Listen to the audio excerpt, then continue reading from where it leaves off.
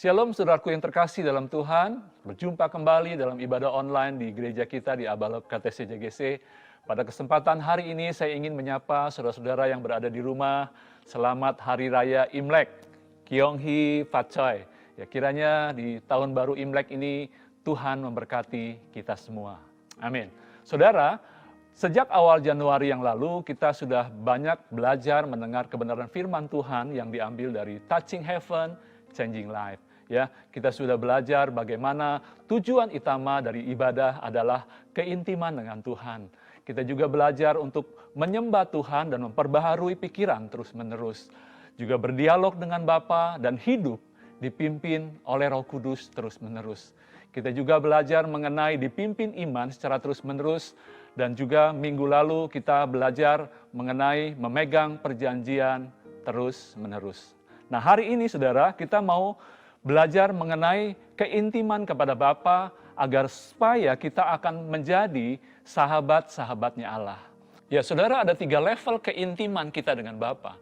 Yang pertama yang dinamakan keintiman reaktif. Ya, keintiman reaktif ini adalah keintiman yang terjadi kalau kita mengalami pencobaan-pencobaan, mengalami tantangan-tantangan dalam kehidupan ini. Ya, seperti kesulitan-kesulitan yang kita hadapi di tengah-tengah pandemi COVID-19 yang kita tidak tahu sampai kapan ini berhentinya, saudara. Ya, dengan keadaan seperti ini ada orang-orang yang mengalami masalah dalam pekerjaan, dalam bisnis, bahkan ada orang-orang yang di lingkungan kita, yang dekat dengan kita terpapar COVID-19, yang saat ini mereka terbaring di rumah sakit. Nah, dengan hal yang demikian membuat orang menjadi mencari Tuhan, menjadi rindu untuk dekat dengan Tuhan. Inilah yang dinamakan keintiman reaktif. Makanya di mana-mana sekarang keluarga-keluarga membangun mesbah keluarga, gereja-gereja membangun mesbah koramdeo, doa fajar, doa malam, dan lain sebagainya. Tujuannya apa? Adalah karena ada kerinduan untuk melakukan keintiman dengan Tuhan. Itu keintiman reaktif. Level yang kedua, saudara, adalah keintiman yang aktif. Keintiman yang aktif ini terjadi, ya, baik kita ada masalah atau tidak ada masalah, tetapi ada kerinduan di hati kita untuk proaktif datang kepada Tuhan. Itu yang dinamakan keintiman yang aktif. Kita juga rindu untuk mencapai hal ini, saudara. Dan level yang ketiga adalah keintiman yang otomatis. Keintiman otomatis inilah yang dirindukan juga oleh Bapa untuk kita lakukan supaya kita bisa mencapai keintiman dekat dengan Bapa sehingga kita bisa menjadi sahabatnya Allah, sahabat dekatnya Allah. Saudara rindu menjadi sahabatnya Allah? Ya, hari ini kita mau belajar bagaimana proses untuk menjadi sahabatnya Allah. Saudara, berbicara persahabatan, berbicara tentang hubungan yang erat, kedekatan secara emosional, spend time together. Ada waktu-waktu bersama untuk berkomunikasi setiap hari. Saudara, dengan mengikuti kampanye THCL ini, bukan berarti kita sudah menjadi sahabatnya Allah secara maksimal. Belum, saudara. Karena apa? Menjadi sahabatnya Allah merupakan suatu proses yang terus-menerus dilakukan tanpa berhenti seumur hidup kita, saudara. Itu sebabnya kita tidak boleh berhenti untuk berhubungan dengan Bapa secara terus-menerus. Oleh karena itu seharusnya ini menjadi gaya hidup kita sehari-hari sebagai anak Tuhan. Nah, hari ini kita mau melihat proses yang pertama untuk menjadi sahabatnya Allah, ya, dibersihkan supaya bisa banyak berbuah. Kita akan baca ayatnya di dalam Yohanes 15 ayat 1-5. Akulah pokok anggur yang benar dan Bapakulah pengusahanya.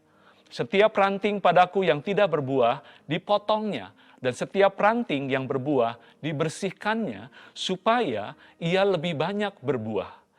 Kamu memang sudah bersih karena firman yang telah kukatakan kepadamu. Tinggallah di dalam aku dan aku di dalam kamu. Sama seperti ranting tidak dapat berbuah dari dirinya sendiri kalau ia tidak tinggal pada pokok anggur. Demikian juga kamu tidak berbuah jikalau kamu tidak tinggal di dalam aku. Akulah pokok anggur dan kamulah ranting-rantingnya. Barang siapa tinggal di dalam aku dan aku di dalam dia, ia berbuah banyak. Sebab di luar aku, kamu tidak dapat berbuat apa-apa. Saudara, kunci kemanunggalan kita dengan Kristus adalah kita ada di dalam Kristus dan Kristus ada di dalam kita. Oleh sebab itu kita bisa berbuah, saudara, pada saat kita tinggal di dalam Kristus. Tetapi masalah berbuah ini bukan hanya berbuah seperti pertobatan, karakter, atau pelayanan, saudara. Karena apa? Karena ada peran Bapa di sini. Peran Bapa di sini adalah apa? Untuk membersihkan dan memotong. Ya, jadi mungkin ada bagian-bagian di dalam kehidupan kita yang Bapa akan bersihkan. Supaya apa? Supaya bisa berbuah, saudara. Karakter kita mungkin dikikis oleh Tuhan. Supaya bisa menjadi terbentuk serupa Kristus. Bahkan ego kita ya akan dibersihkan supaya kita dapat berbuah. Saya teringat akan kejadian pada tahun 2005 yang lalu, saudara. Ya, suatu hari setelah mendengar kebenaran firman Tuhan, ya, di dalam suatu ibadah, saya begitu dipengaruhi oleh Roh Kudus yang begitu kuat akan hal-hal di masa lalu saya. Ada banyak hal yang di sana dulu saya membuat janji-janji kepada orang-orang tua saya, ya, kepada mama, kepada paman dan bibi, ya, juga kepada saudara-saudara yang lain. Saya tanpa sadar dengan perkataan saya bisa menyakiti mereka, saudara. Dan saya begitu diingatkan, ditegur oleh Roh Kudus, sehingga saya pada saat sampai di rumah, saya langsung menelpon saudara satu persatu orang-orang yang dulu pernah saya sakiti. Ya, saya meminta maaf, saya minta ampun, tolong maafkan saya. Saya telepon mama saya telepon paman saya yang sudah berjanji untuk membawa mereka ke luar negeri, tetapi itu bertahun-tahun tidak terjadi, saudara. Dan akhirnya saya minta maaf, mama saya minta maaf. Kepada paman saya minta maaf, saudara. Jadi saya lepaskan semua maaf saya minta diampuni, dan dari pihak yang disakiti, dari keluarga saya, mereka pun memaafkan saya. Dan sejak itu saya plong, saudara. Ya, itulah buah-buah yang Tuhan mau ya terjadi di dalam kehidupan kita, saudara. Juga ada buah yang lain yang Tuhan lakukan. Ada satu kesaksian, saudara. Ada jemaat kita di Abalov KTC JGC ini, ya, saudara Jack Bulan, ya, dulu waktu pertama kali beribadah dan bekerja di Abalov, ya, dulu masih di Abalov, masih di Speed Plaza, dia bekerja sebagai cleaning service, saudara. Ya, pada saat dia sedang bekerja, suatu hari Tuhan berbicara kepada hambanya, Bapak Ayub Bansole, sampaikan kepada dia bahwa aku akan membawa dia kepada bangsa-bangsa. Tetapi Pak Ayub Bansole waktu itu dia begitu mendengar suara Tuhan, aduh Tuhan, mana mungkin? Nggak mungkin aku mau nyampaikan ini. Dia sebagai cleaning service. Bagaimana mungkin dia keluar negeri? Tetapi berulang kali Tuhan bilang sama Pak Ayub Bansole, sampaikan kepada Jack Bulan bahwa aku akan membawa dia ke bangsa-bangsa. Lalu akhirnya Pak Ayub Bansole berkata, oke Tuhan, aku akan sampaikan. Dan dia berjalan menghampiri saudara Jack Bulan ini, dan dia berkata, Jack, Tuhan bilang sama aku bahwa Tuhan akan membawa kamu kepada bangsa-bangsa. Jack Bulan yang waktu itu lagi ngepel, saudara, dia angkat gagang pelnya, dan dia ingin memukul Pak Ayub Bansole. Dia berkata pakai bahasa rote, dia bilang artinya cepat pergi, kalau tidak aku akan pukul kamu. Karena dia tidak percaya, saudara. Ya, kemudian Pak Ayub pergi, dan Pak Jack Bulan ini dia naik ke lantai 2, lalu masuk ke ruang doa, dia mau ambil gitar, saudara.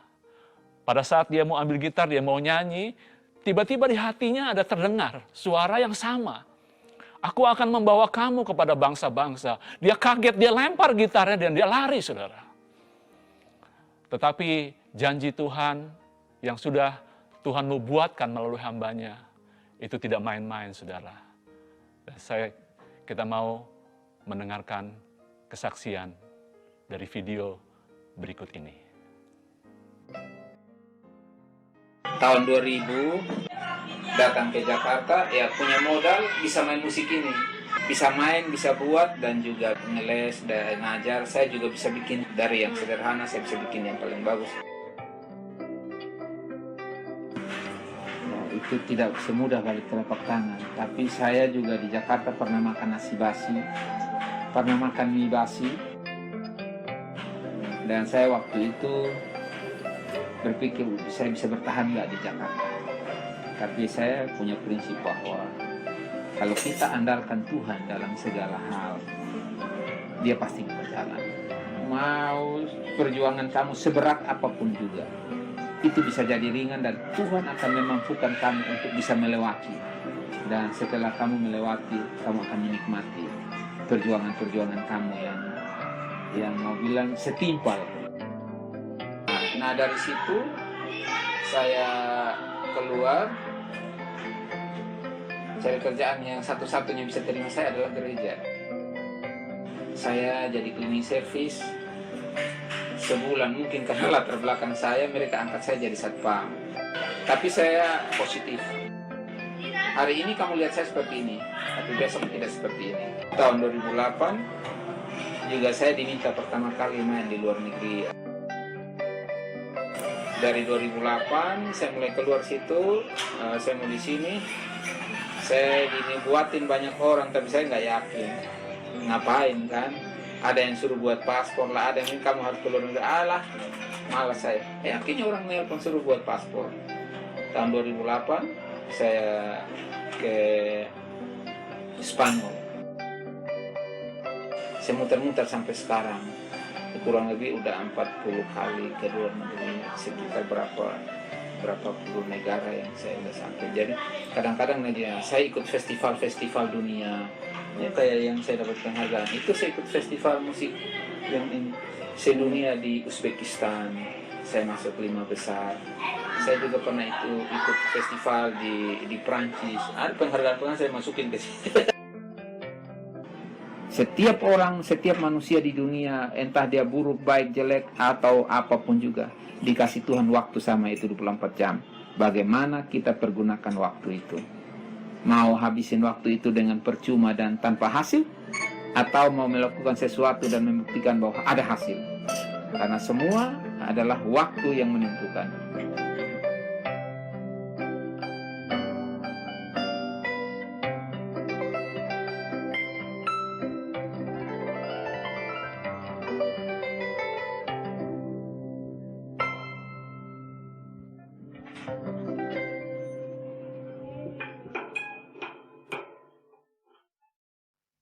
Saudara, bagaimana sudah mendengar ya kesaksian tadi dari video dari saudara kita Jack Bulan. Ya, luar biasa ya yang Tuhan perbuat atas Jack Bulan, saudara. Dan saudara, beberapa hari yang lalu saudara Jack Bulan ini sudah dipanggil pulang ke rumah Bapa. Biarlah kiranya Tuhan memberkati istri dan anaknya dapat dikuatkan, terus percaya kepada Tuhan. Amin. Nah, saudara, proses untuk menjadi sahabatnya Allah yang kedua adalah menuruti perintahnya. Di dalam Yohanes 15 ayat 14 dikatakan, kamu adalah sahabatku jikalau kamu berbuat apa yang kuperintahkan kepadamu. Ya. Saudara, seringkali kita menganggap perintah Tuhan itu berat, sulit untuk dilakukan. Tetapi firman Tuhan berkata, kuk yang kupasang itu enak dan bebanku pun ringan. Jadi apa saudara yang membuat beban kita berat, saudara? Apa yang membuat kita sulit untuk melakukan perintah Tuhan? Itu adalah kedagingan kita.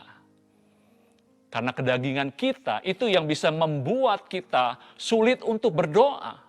Dan kedagingan kita itulah yang membuat kita sulit untuk mengasihi orang lain, untuk mengasihi Tuhan. Dan kedagingan kita itulah yang bisa membuat juga kita sulit untuk mengampuni. Bahkan juga sulit untuk taat, saudara. Mungkin sebetulnya ada kerinduan di dalam hati saudara atau di dalam hati saya untuk terus intim dekat dengan Tuhan. Tetapi kalau Tuhan tidak bersihkan kedagingan kita,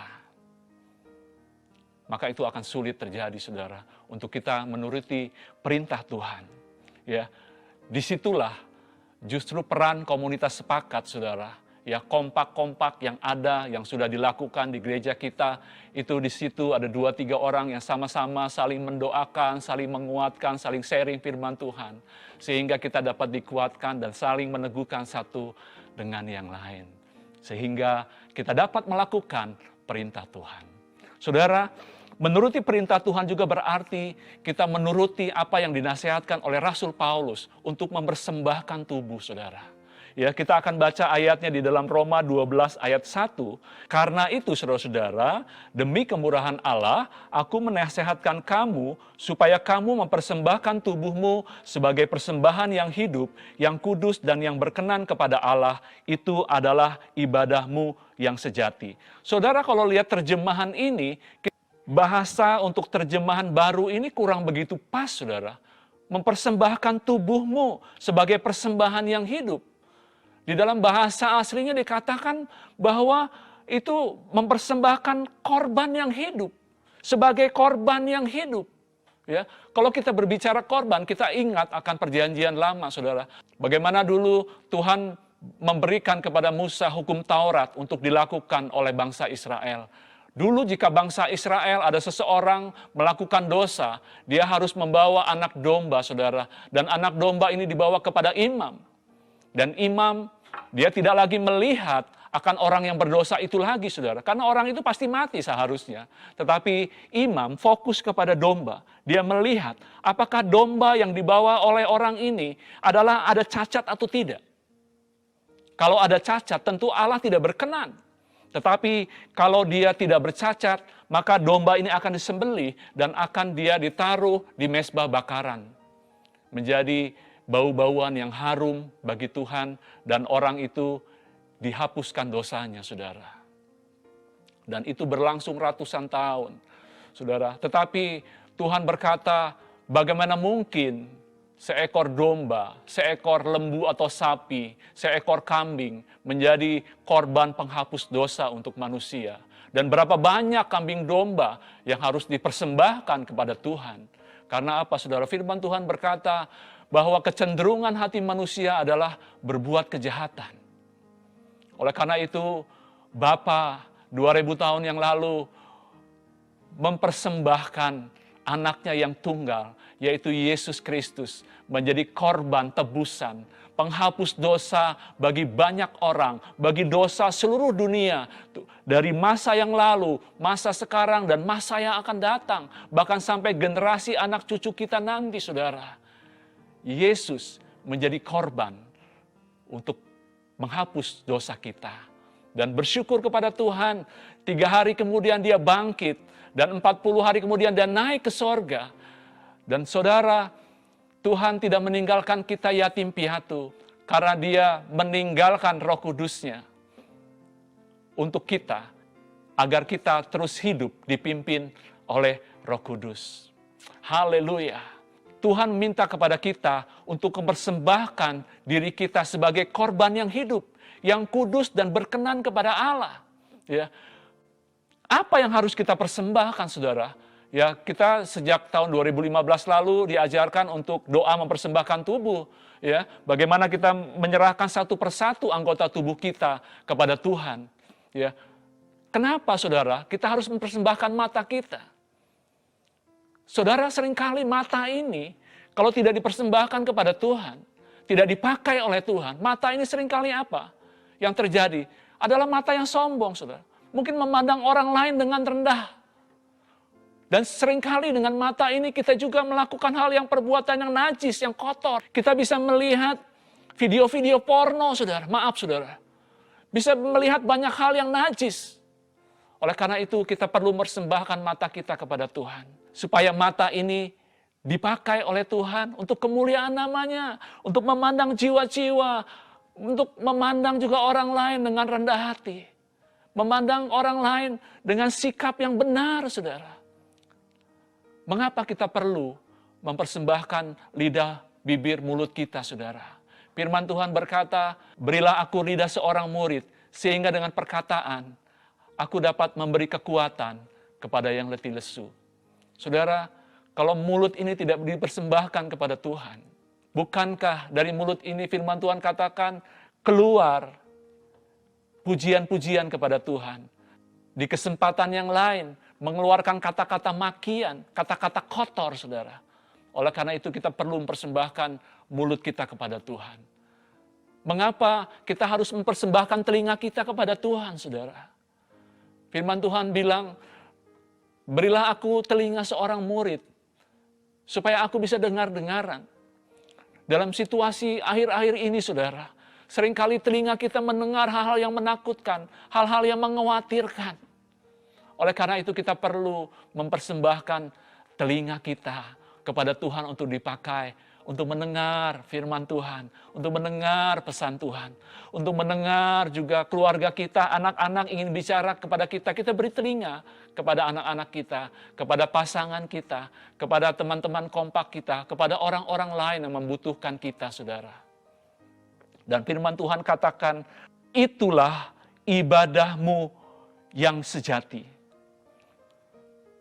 Saudara, di dalam terjemahan bahasa Indonesia, ya, ibadah yang sejati rasanya kurang begitu pas, saudara.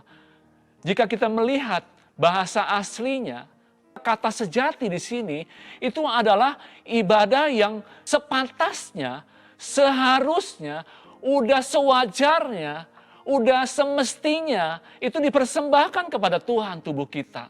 Jadi tidak ada lagi persembahan yang pantas, yang wajar, yang seharusnya kita berikan kepada Tuhan selain tubuh kita. Saudara, boleh kita mempersembahkan harta kita kepada Tuhan. Firman Tuhan berkata, muliakanlah Tuhan dengan hartamu.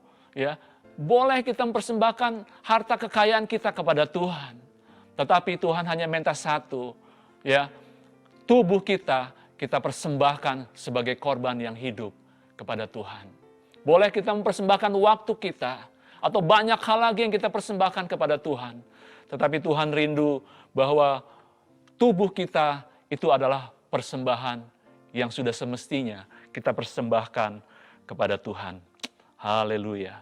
Saya percaya kita semua rindu, saudara, ya, untuk membawa hidup kita dipakai oleh Tuhan. Amin. Kita mau lihat proses untuk menjadi sahabatnya Allah. Yang ketiga, menyaksikan kasih Allah. Di dalam Yohanes 15 ayat 15 sampai 16 dan ayat 27 berkata demikian, saudara. Aku tidak menyebut kamu lagi hamba, sebab hamba tidak tahu apa yang diperbuat oleh tuannya. Tetapi aku menyebut kamu sahabat, karena aku telah memberitahukan kepada kamu segala sesuatu yang telah kudengar dari Bapakku. Bukan kamu yang memilih aku, tetapi akulah yang memilih kamu. Dan aku telah menetapkan kamu supaya kamu pergi dan menghasilkan buah, dan buahmu itu tetap. Supaya apa yang kamu minta kepada Bapa dalam namaku diberikannya kepadamu. Ayat 27, tetapi kamu juga harus bersaksi karena kamu dari semula bersama-sama dengan aku. Kita adalah sahabatnya Kristus, karena Kristus telah memberitahukan apa yang Bapa sampaikan kepada Kristus. Haleluya. Mari kita terus membangun, ya, kasih persahabatan dengan Bapa dan Yesus, agar kita dapat berbuah yang dikatakan firman Tuhan, buah yang tetap. Agar apa, saudara, dikatakan supaya apa yang kamu minta kepada Bapa dalam namaku diberikannya kepadamu. Apa yang saudara minta, saudara? Tentu permintaan kita adalah permintaan yang sesuai dengan kehendak Tuhan. Bukan hanya permintaan untuk memuaskan hawa nafsu kita, saudara. Saya percaya kalau permintaan-permintaan itu sesuai dengan kehendak Tuhan, maka Tuhan akan menjawabnya. Saudara, saya ingin menutup firman Tuhan pada pagi hari ini dengan satu kesaksian, saudara. Beberapa tahun yang lalu, ada satu keluarga dari famili saya di daerah yang datang ke Jakarta dan tinggal di rumah selama beberapa hari karena orang tua mereka harus masuk di rumah sakit di Kelapa Gading ini karena penyakit jantung, saudara. Setelah di hari terakhir, pada saat mereka harus kembali ke daerah, ya, kami datang ke rumah sakit sama-sama, dan setelah bertemu dengan dokter, lalu seorang kakak dari adik kakak yang kebanyakan mereka perempuan semua, ya, mereka berkata kepada saya bahwa si A sedang mengalami masalah, konflik dengan suaminya. Dia ingin bercerai dengan suaminya. Dan saya begitu kaget, saudara, mendengar hal ini. Lalu saya ajak si A ini ke mobil, dan di parkiran mobil di rumah sakit itu kami berbicara. Apa yang menyebabkan kamu ingin bercerai dengan suamimu? Dia menangis, dia menceritakan banyak hal yang membuat dia sakit hati, saudara. Dan saya waktu itu, saya teringat, saya baru saja mengikuti camp Pria Sejati, saudara. Jadi saya masih menggebu-gebu gitu ya dengan firman Tuhan yang disampaikan pada saat camp itu. Dan saya coba menenangkan dia dan saya katakan, coba kamu bayangkan suami kamu sedang berdiri di depan kamu dan kamu ajak dia tersenyum. Dia menangis, dia menjerit-jerit, tidak, nggak mau, nggak mau, nggak mau. Coba kamu katakan sesuatu kepada suami kamu, aku mengasihi engkau, aku mengasihi kamu. Tidak mau, aku tidak cinta sama dia, aku nggak mau, aku tidak mau mengasihi dia. Aku ingin berpisah dengan dia.